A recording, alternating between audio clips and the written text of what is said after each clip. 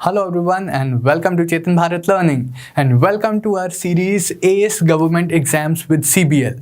इस सीरीज़ में हम क्या कर रहे हैं कि हम हर सैटरडे आपको एक टेस्ट देते हैं and then over the period of next week हम उसी टेस्ट के कुछ MCQs डिस्कस कर रहे हैं।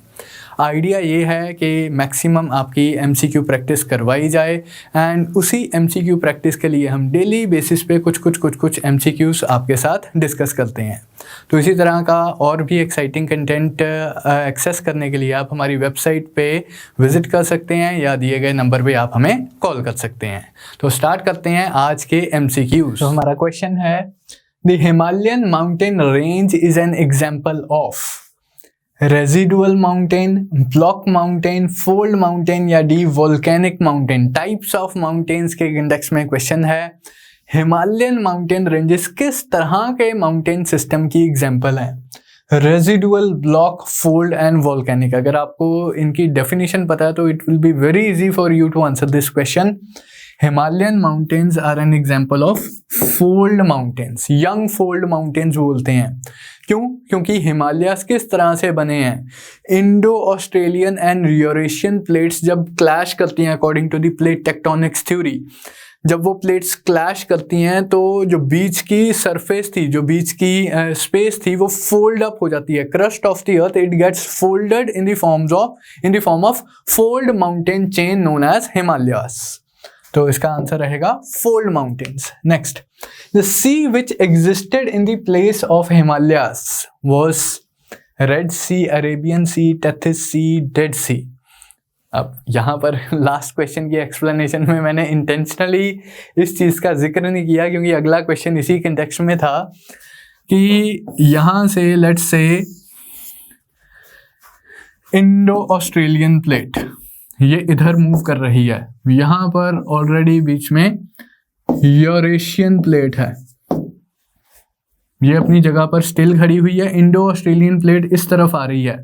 Before Indo Australian plate Eurasian plate से टकराती है, उससे पहले इन दोनों के बीच में जो सी थी, उस सी का क्या नाम था?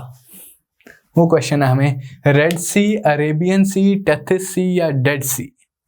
करेक्ट आंसर है इसका टेथिस सी। इन दोनों के बीच में यहाँ थी टेथिस सी।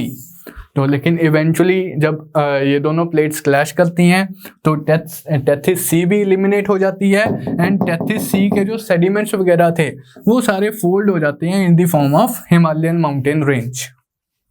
तो ये था आपका second question. Next, which one of the following state has the longest coast line? इन स्टेट्स में से सबसे लंबी कोस्ट लाइन किस स्टेट की है? महाराष्ट्र, तमिलनाडु, गुजरात या आंध्र प्रदेश? करेक्ट आंसर है इसका सी, गुजरात। एंड इन्हीं स्टेट्स में ही नहीं, इंडिया में सबसे लंबी कोस्ट लाइन गुजरात स्टेट की है।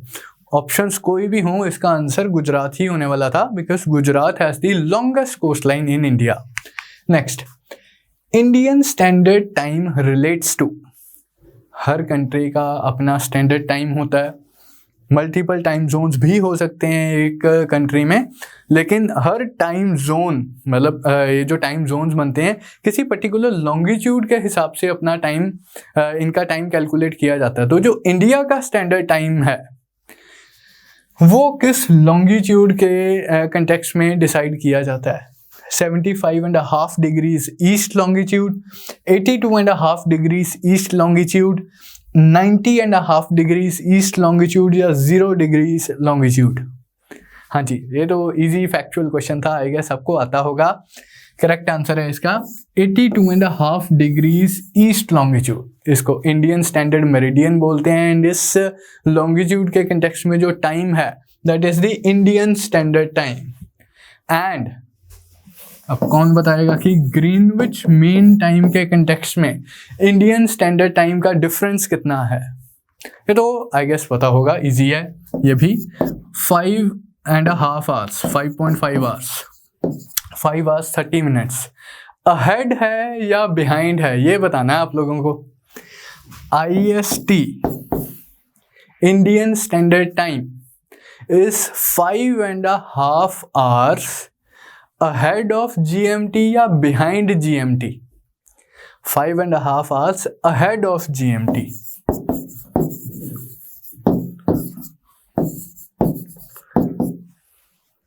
इंडिया का टाइम आगे, इंडिया ईस्ट में है तो जो ईस्ट में जो रीजन्स लोकेटेड होते हैं वो उनका टाइम अहेड चलता है। तो ये था हमारा question related to Indian standard time.